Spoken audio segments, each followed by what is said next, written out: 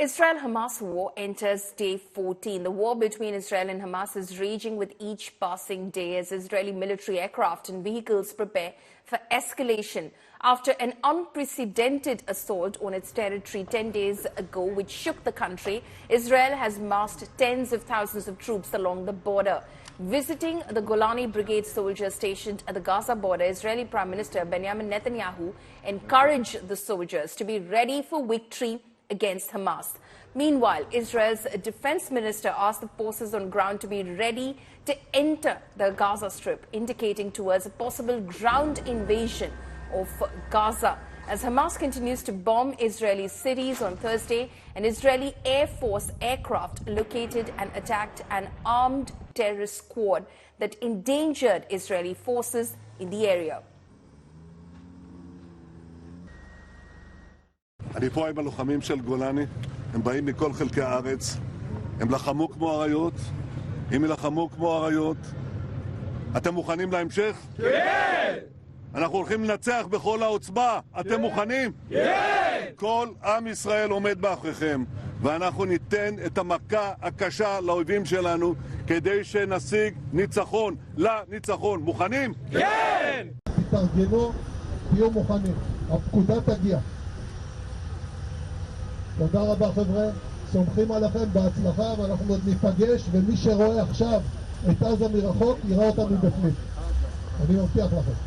בהצלחה.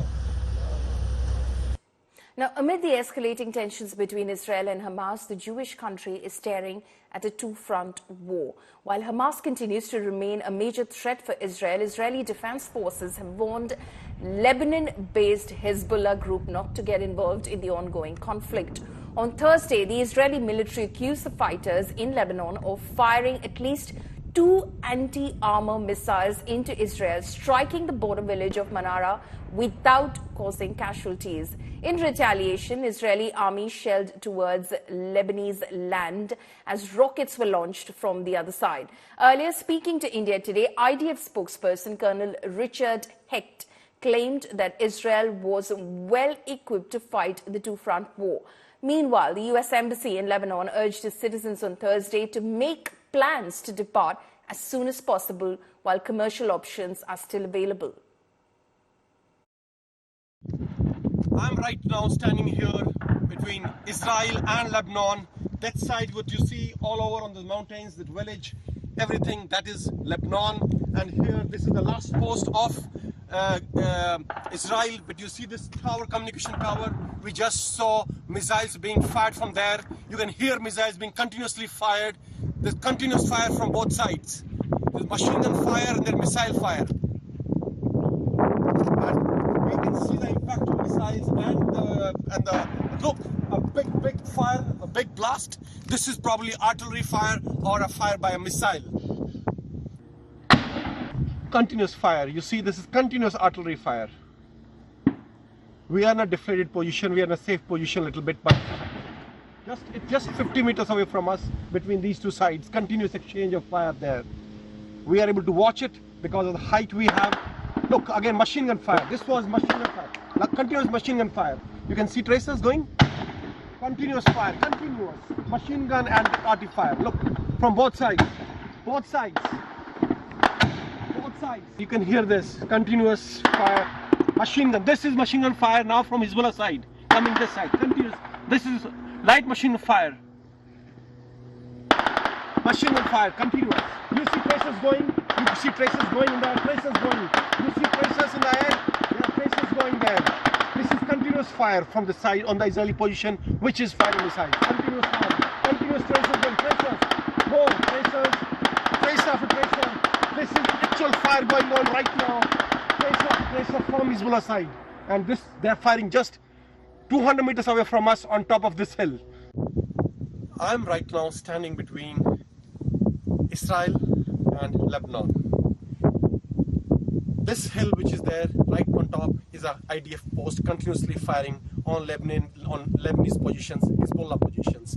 And right there you see that's the last village of Lebanon. last territory of Lebanon. As the crow flies from just 500 meters, we are safe. We have hill behind us, and we have vegetation cover in front of us, and we are taking cover the moment we hear fire. So that is the place where behind this village is where Hezbollah positions are, which are continuously firing on Israeli positions and on the territory of Israel. And IDF is responding, and we have been continuously listening to machine gun fire, missile fire, and artillery fire from both the sides. So there's a continuous battle going on between the two forces here. This is Rajesh Pawar for India Today from Lebanon-Israel border. I'm currently standing at one of the dangerous zones on earth.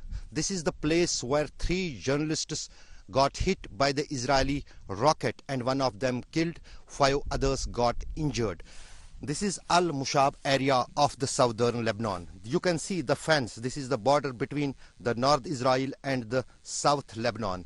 Here, since yesterday evening, thousands of rockets had been traded between Hezbollah and the Israeli army, so that the Israeli army could not monitor this area. In the response, IDF has started the shelling from the northern border, which they were preparing for last so many days. Hundreds of mortar shells had so far been fired by the Israeli army towards this area, and they are claiming that many Hezbollah locations had been targeted in that artillery fire.